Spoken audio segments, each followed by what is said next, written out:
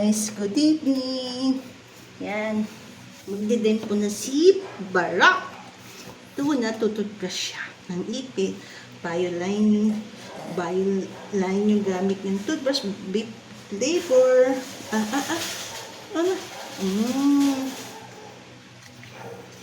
Gustong-gusto niya mag-toothbrush. Yan, Ayan, oh. Ganyan siya.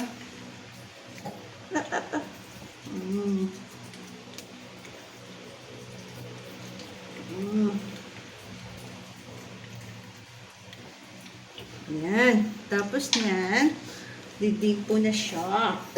Didimpuhan ko na siya kasi matutulog na siya sa aircon.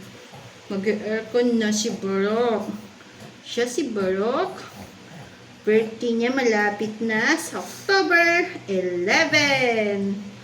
Oh, baka may gusto mag-sponsor para naman maranasan niya mag-birthday. Joke lang. Nagagalit na. Sungit to eh. Kasing sungit ng ate niya. Diba?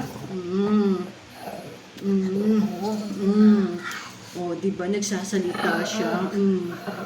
Nagsiselos kasi siya kanina. Kasi naglaro kami dalawa ni Putput.